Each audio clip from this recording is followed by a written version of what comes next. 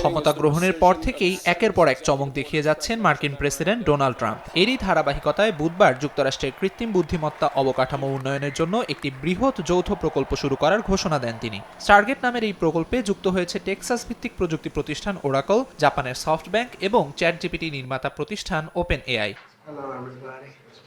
White হাউসের Roosevelt কক্ষে এক আনুষ্ঠানিক বিবৃতিতে প্রেসিডেন্ট ট্রাম্প ঘোষণা করেন, এই যৌথ প্রকল্পে তাৎক্ষণিকভাবে $10,000 কোটি বিনিয়োগ করা হবে। আগামী 4 বছরে ধাপে ধাপে $50,000 কোটি বিনিয়োগ করা হবে বলেও জানান তিনি। এ সময় উপস্থিত ছিলেন সফটব্যাংকের প্রধান নির্বাহী মাসাওশি সন, ওপেন এআই এর স্যাম অল্টম্যান ও ওরাকলের ল্যারি অ্যালিসন। ডোনাল্ড ট্রাম্প জানান, স্টারগেটের পরিকল্পনায় ডেটা সেন্টারের মতো এআই অবকাঠামো নির্মাণের কথা বলা হয়েছে। সেখানে 1 লাখের বেশি মানুষের কর্মসংস্থান হবে বলেও আশ্বস্ত করেন তিনি। প্রকল্পটি প্রযুক্তি বিপ্লবে মার্কিন আধিপত্য সুদৃঢ় করবে বলেও বিশ্বাস তাঁর। ইতিহাসের সবচেয়ে বড় এআই অবকাঠামো প্রকল্প এবং এর পুরোটাই হচ্ছে যুক্তরাষ্ট্রে। বিশ্বের সর্ববৃহৎ এই অবকাঠামো আমরা এই দেশেই করতে চাই। চীন এবং অন্যান্য দেশ এক্ষেত্রে আমাদের প্রতিদ্বন্দ্বী। আমরা এটিকে অন্য সবার চেয়ে বেশি সহজলভ্য করে দিচ্ছি।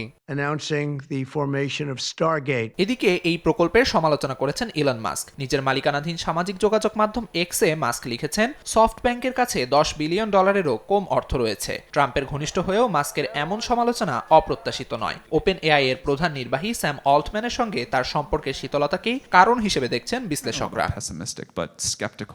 বিশেষজ্ঞরা মনে করছেন, বাণিজ্য যুদ্ধের পাশাপাশি চীনের সঙ্গে প্রযুক্তি যুদ্ধও শুরু করেছে যুক্তরাষ্ট্র। চীন যেন এআই অবকাঠামোতে তেমন একটা সুবিধা করতে না পারে, সেজন্য চীনের এআই প্রযুক্তির প্রাণভ্রমরা চিপ বিক্রিতে নিষেধাজ্ঞা দিয়েছিলেন সাবেক প্রেসিডেন্ট জো বাইডেন। ট্রাম্পও সেই পথেই হাঁটছেন। সেই সঙ্গে নিজেদের সক্ষমতা বৃদ্ধিতে গ্রহণ করেছেন নতুন এই প্রকল্প। আমিরুল ইসলাম আলিফ, সময় সংবাদ।